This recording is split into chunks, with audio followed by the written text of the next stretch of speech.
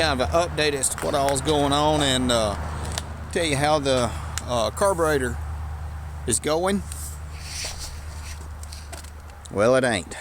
I was drafted, I was framed. Boss asked me to go ahead and get this set up. We're going to get in a load of gravel, real fine gravel, to pour this because the mud is just so terrible. And then we went and got a trailer. It's a small, it's a heavy-duty small trailer. So we're going to go get a dump of that real fine stuff. What do they call it? 8515. It has all the limestone powder mixed in with it, the real fine stuff that packs down hard. And we're going to pour our walkway out, and then we're going to get some more dirt. She doesn't know about this yet. We're going to get some more dirt ultimately and fill it up to that level right there. So hopefully I can get over there and keep working. We're back. Got all that crap done, and you can see it, and it looked pretty. And so all I need to do is get my rebar and drill the holes and set that stuff, and tomorrow we'll go to the quarry and pick up a load of that gravel. I may get larger gravel, I'm not really sure. Post your comments, let me know what you think. I don't know that much about damn gravel other than its rocks and shit. I mean, I go to quarries 5 times a month, but I don't know nothing about them other than the pumps and the motors. But now we're back over here. What we're getting ready to do, we did the adjustment on the valves, got them squared away. The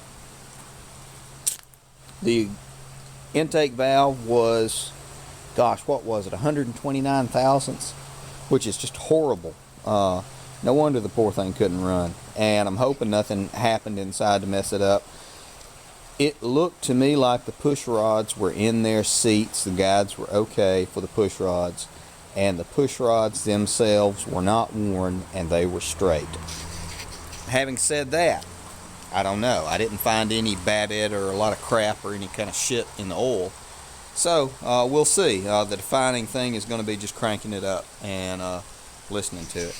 So what we're going to do, while we got some daylight left, is go ahead and take this carburetor off, and we're going to dip it. I'm probably going to dip it for 2 days. So while it's soaking, we are going to flip over and get back on the Dixon. The money jobs always take precedence. We still got the wiring problem to address, but hell, that's okay because nobody's going to be buying mowers until after March anyway, so we've got plenty of time. I like to have about as many as I can. I think last year I had 7 or 8 mowers that were ready to sell. It just depends. I've got 1, 2, 3, 4. Right now I've got 4. I keep still forgetting about that damn Cub. I got to get a starter for it. We'll go take a look at it in a second. We are getting ready to dig into it. I have a 7/16 socket that I'm going to use, and we're going to use a slotted screwdriver. I'm wearing gloves because we're going to be working with old nasty gas. I wore them when I was doing the overhead valves as well because you're working with that old oil. They say that the old oil and fuel can cause cancer over extended exposure. So, having said that, take it for what it's worth. Okay guys, I have the air cleaner intake taken off. How about all the butt cheese in that thing? Man, let's just even see. Okay, I'm pleasantly surprised. The damn thing works. Oh man, it stinks though. Now, what we're going to do is get a 5/16 wrench. We're going to take these guys off. We're going to take off every piece that we can out of this guy and see if we can bring it back to life. We're going to dip this and soak it for a long time, probably a day or so. Oh, but I did want to mention something. Redneck Computer Geek, your main mud mower, you're having problems with the transaxle, it cracked and you're kind of down with it. Let me know if you need a case or anything like that, or a piece or a part, because I may have something laying around. So, sorry you shit crapped out, man. If I can help you get it back together from down here, if you need a part, let me know. I'll send it up to you. Okay, guys. More to come, guys. Let me zoom this in a little bit, because hell, I can't even see that. My contacts. are new. Well, hell, my eyes are old here. This is the 5/16. I've already cracked them. Wasn't nothing to that. That one popped. Let me give it another little turn here. There we go. And this guy's coming off. This is a LMT carburetor. It's just a different type. From what I know, y'all may know more about it than I do, and if you do, please let me know.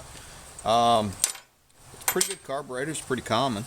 What we're going to do is pop that off like that, turn it down. We're going to take this guy though. I always take him and I just set him back in there. I know he's going to go back right there. And this is, there's that. Try not to stretch your spring if at all possible.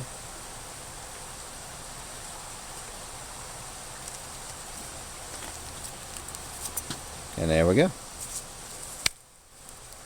Rat turds. Rat turds were in my carburetor. Oh my God. Alright guys, more to come. Okay guys, now let's get kind of situated here. And we're going to pull this guy apart.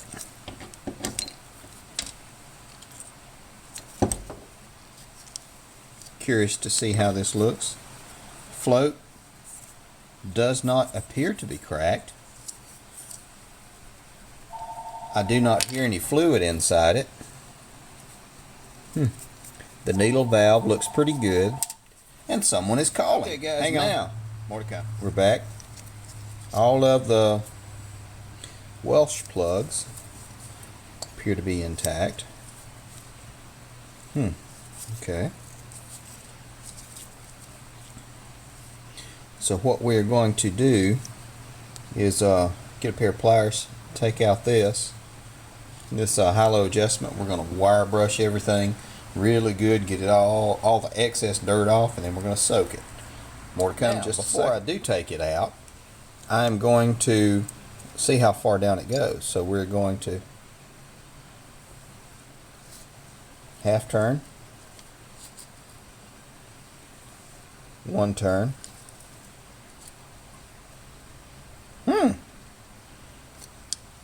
They had it one turn out. It's interesting. Okay. Good to know. And we can just kind of have something to go back on. There we go. Then we'll get this all torn apart. And start soaking it. More to come. That is all cleaned up. And we are ready to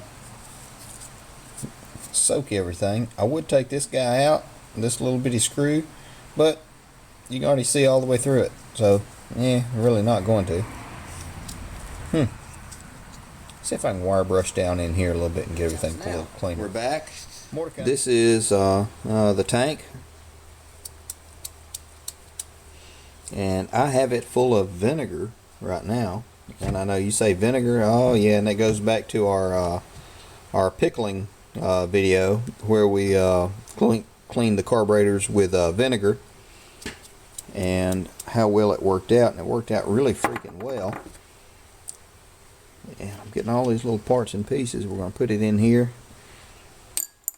and on and off it's going to cook, there we go, for about a day. Going to set the time. Got the heat set. That's what the little red light is. Heat setting. I bought this at Harbor Freight, and I did a video on it as well. And I want to say it was 80 bucks. And guys, I don't remember. I kind of round this stuff off because I really don't remember how much it was. Oh, hang on. I forgot these bolts. If you clean it apart, why the hell don't you go ahead and clean the bolts too? I mean, that's just me. That's what I do. So, okay, now everything is in there. That guy's cooking. We're going to get it squared away. But like I said, I think it was $80. Love it. I can fill it up with Purple Power and take apart my Taurus automatics, put them in there, and clean the parts. You can, if you are into reloading your brass, you can put your brass in there with a little bit of a couple of little compounds. I can't remember off the top of my head. And you can, they come out sparkling new, no problems at all. Really, really good if you have anything. I found that it works super good for these carburetors with all this ethanol junk built up inside it. Can't freaking beat it. So, before I just keep rambling on, there's a couple of things I did want to mention. I'm thinking about either taking the channel in a little bit of a different direction or starting another channel. I want to do a another channel that is based off of not prepping, because I do a lot of prepping, but I don't really talk about it, but more of a self-reliance, rural living, because we live out here and there's, you know, 3.5 miles to a gas station, so you gotta have to plan for, you know, stuff, gardening, stuff like that. So I was just curious to see what you guys thought. It'll still involve motors, equipment, stuff like that. But my thought would be, should I put it on another channel, start another channel, and just get everybody to subscribe and start it over? Or just include it on this one? Let me know. You know, inputs, thoughts, comments. Give me a holler. I'm going inside. Got to check on this thing just a little bit. Y'all gonna make some mayhem.